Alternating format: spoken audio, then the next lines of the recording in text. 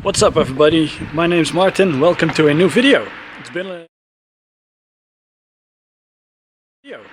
a little while, but I've been busy recently, so I didn't take too much time to edit something, but yeah, I'm back in Normandy for the second time this year, and I'm just gonna show you around a little bit.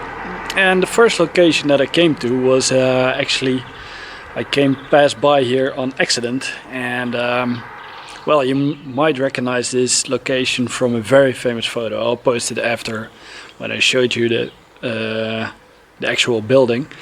But yeah, it's really cool to finally be here and to see this little building. So right over there it is, and it says Café J. Philippe Épicerie, and I think it might be for sale the way it looks, but yeah, it's from the photo with the airborne troopers in front of it, and it seems that they put a new roof on there because some things just look modernized. Also, you can see on the photo that the windows are different, and there's a car coming by, so I tried to find the exact spot where the cameraman must have been.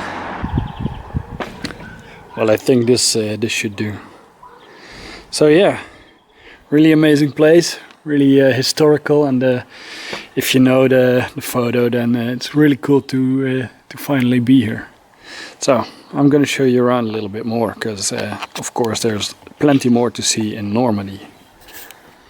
This next location I actually stumbled on here by accident, because I didn't know it was here, and it's where the 505th Regiment of the 82nd Airborne was ordered by Colonel Van der Voort to put up a what's it called, blockade for the Germans who were coming from the 1058th Regiment to recapture St. Mary-Lise. And right here you can see Robert Niland. He was killed on June 6, 1944. And Robert Niland is buried on the Colville-sur-Mer cemetery. And together with his brother, who is buried right beside him, that is where the movie Saving Private Ryan was based upon. So this is actually a really cool location, of course. Right here there's a little map, and right there is the location where he got killed. So I'm going just over there, and then I'm going to try to find the location where Robert Niland was killed. So let's go. It was not even a 2-minute drive, but we have arrived, and you could see on the map where I pointed out where Robert Niland was killed, that there was a intersection, and now this is just a blocked road because the highway is going right behind there. This is the building that was pointed out on the map, and it said that he was killed on the corner of this building. So I don't know if it would be here on the entrance or that it would be somewhere over here. But yeah, it's quite sad to know that he lost his life here. But on the other hand, I think it's also very special to see where he died, to know where he's buried, and to know that the movie Saving Private Ryan was based upon the story of the Niland brothers. I saw this morning on Google Maps that there was this huge building over here, and I think it was built somewhere around 1918, because right there is a sign.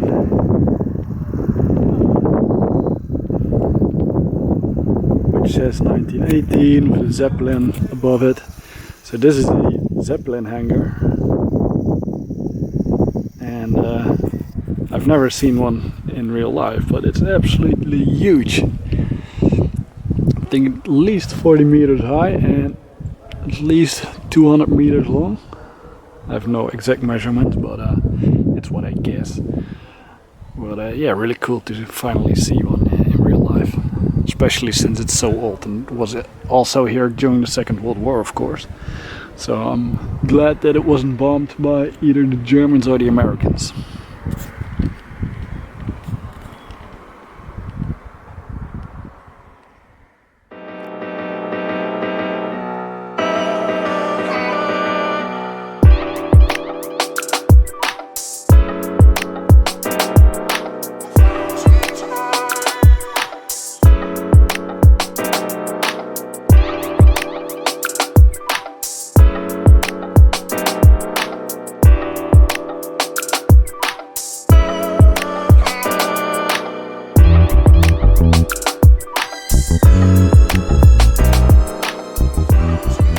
Right now I am at Pointe Du Hoc. This is the famous location where the Rangers climbed up the cliffside, 30 meters high, and this would be one of the gun emplacements.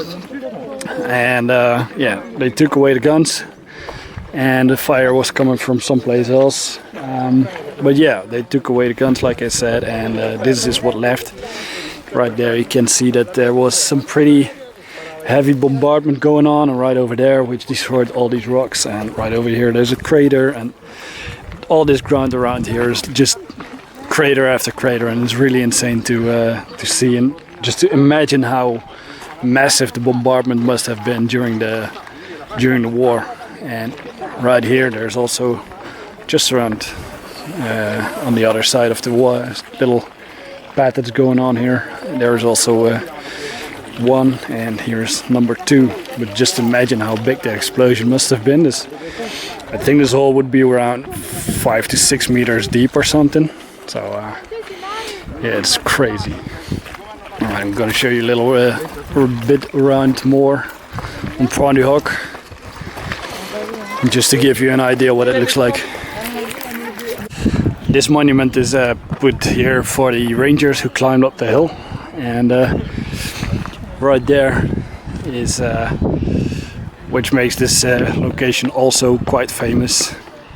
But yeah, I'm gonna show you how deep it is. You can see the rock of the cliffs over there.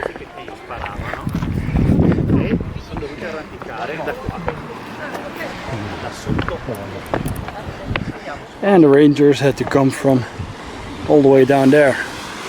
So they used ladders and ropes to get up here, while being under fire from the German machine guns, and the ropes being cut down so they would fall down, or ladders were torn loose to make sure that the Rangers couldn't climb up here.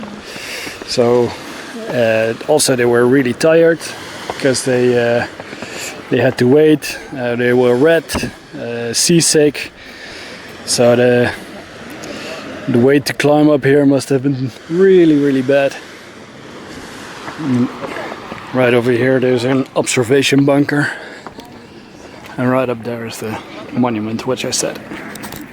One thing to mention is that half of the cliff caved in just 3 years ago, so that this would have been way bigger, and due to erosion also a lot of other parts of the cliff already went down in the years that it has been standing here.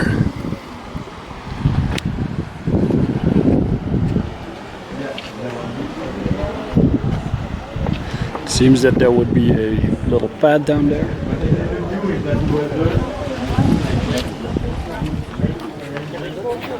Right over there is another crater, and over there are some more cliffs.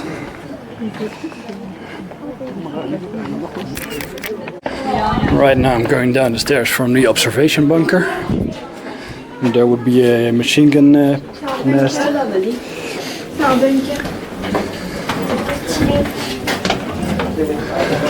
Let's go down.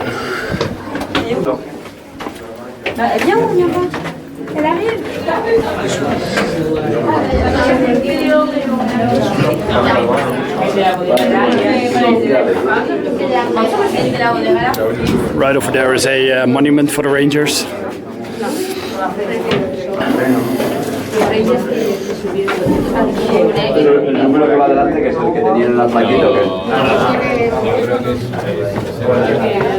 Some ventilation hole. Christ, it's busy in here.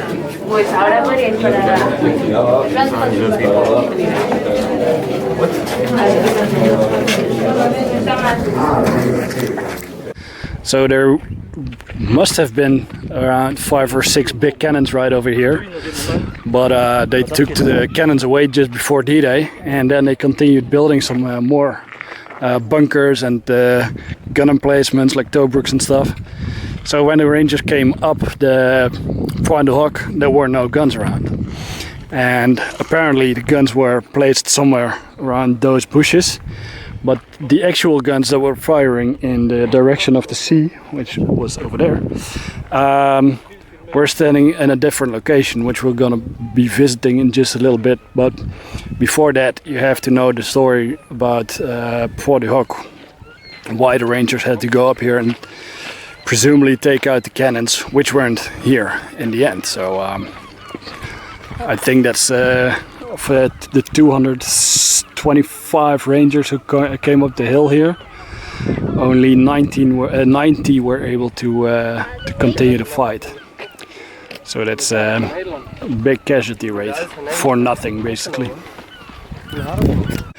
So, like I said, they took away the guns, and right here you can see a gun barrel, and there's a quite famous photo, which I will also show you, where you can see some soldiers sitting around one of the cannons, which were placed, or just laid down in the back of Pointe Du Hoc. So they were not even able to fire on the ships or on the Rangers who were trying to get up the hill anyway. It's 155 millimeter and apparently number 26. And let's see if we can.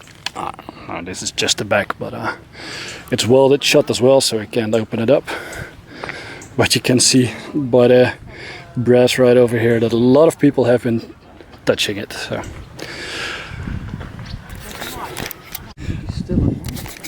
In that direction is Pointe Du Hoc, where we were earlier, and now we have arrived at the battery of Grandcamp Macy. And this is where it actually happened. So there were some really big 155 millimeter cannons here, and the Rangers, A, C and F company of the 5th Ranger Battalion, had to come by here and silence the guns.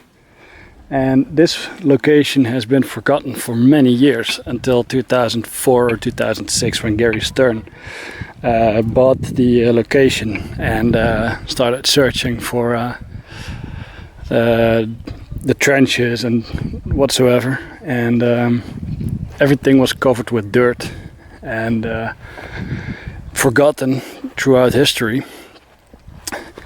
So ever since, this location has been as much as possible restored, and nowadays you can visit it. Right over there in the distance there's the sea, so you can you actually have quite good visibility from here to the sea where the ships would have been in the harbor, or in the bay. And all this is what is nowadays left of the trench system. So let's go explore a little. Right over here there's a little map. As you can see in the red circles, this one indicates the Macy 1, La Perruque, where we are right now.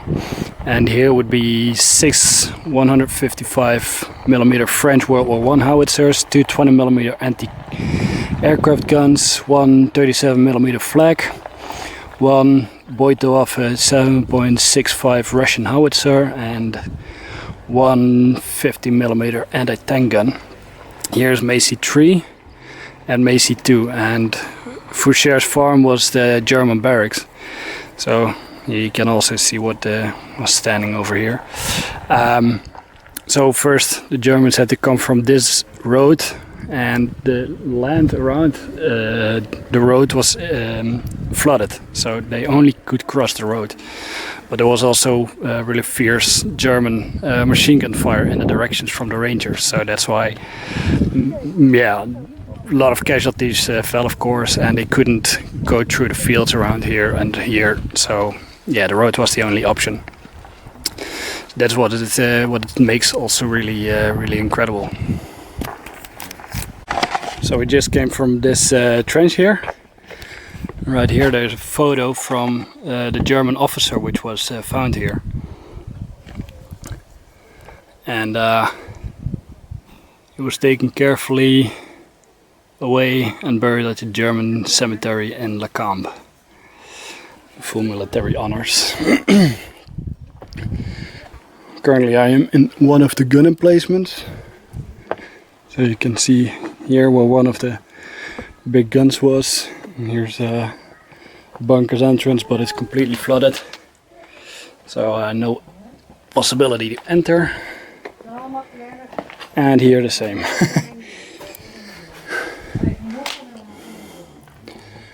Looks a bit creepy though with the water in there and no entrance, but really cool though.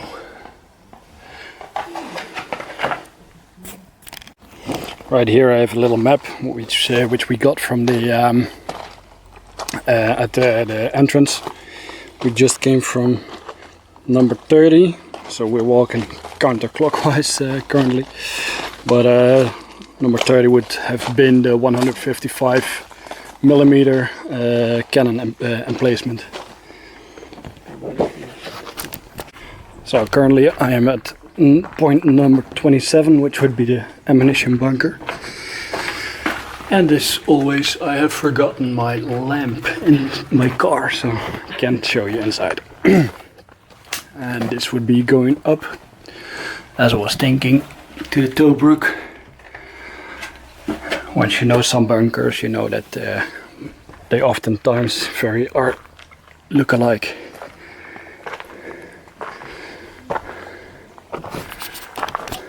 Right over here there would be point 23, which would be the personnel bunker. Let's go in there for a little bit. It's still light enough here.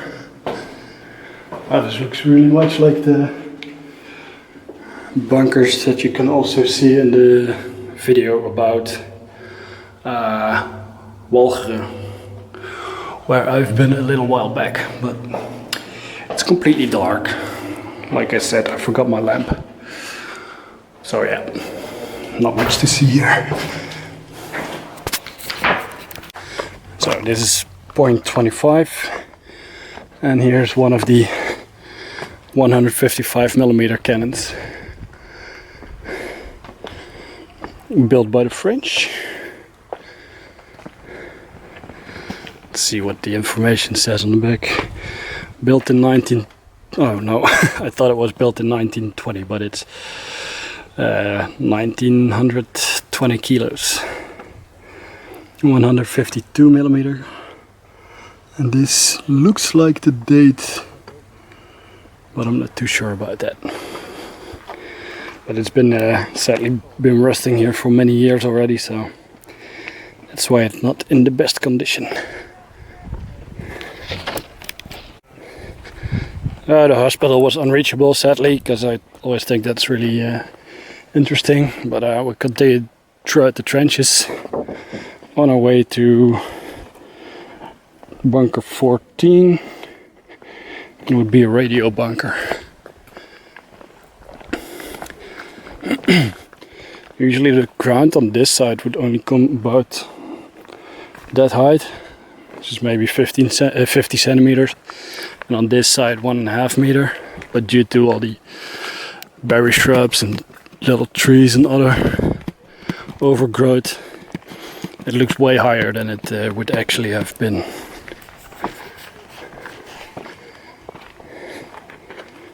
And this would be the radio command post. And it's actually quite big.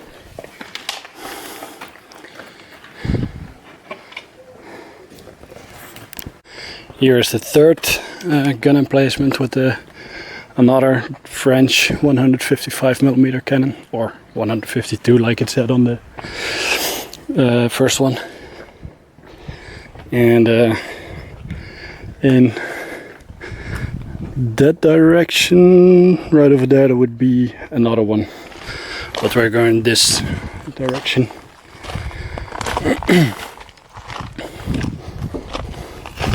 And then we reach number 8, which would be a personnel bunker.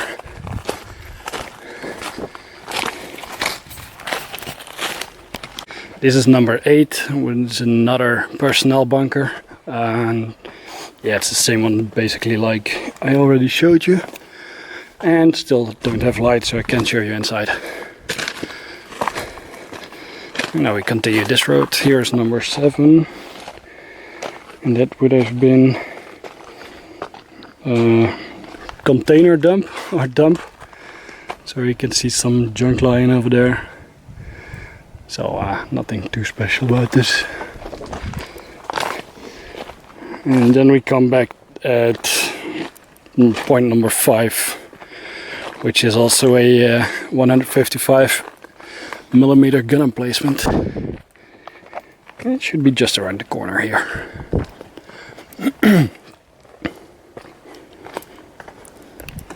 Right there it is.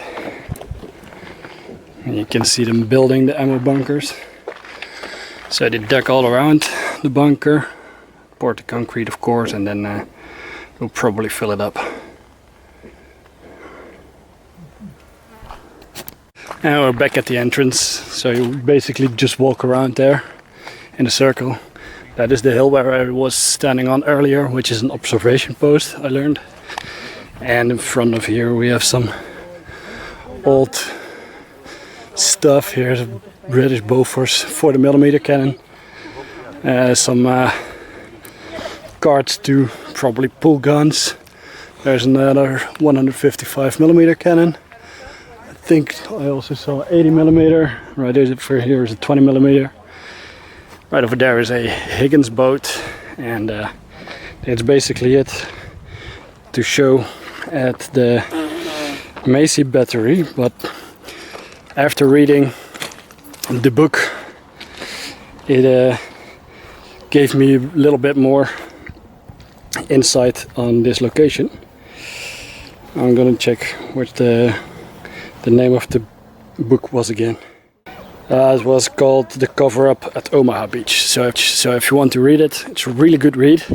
Lots of first-hand stories from the veterans who were fighting in this area. So go check that out.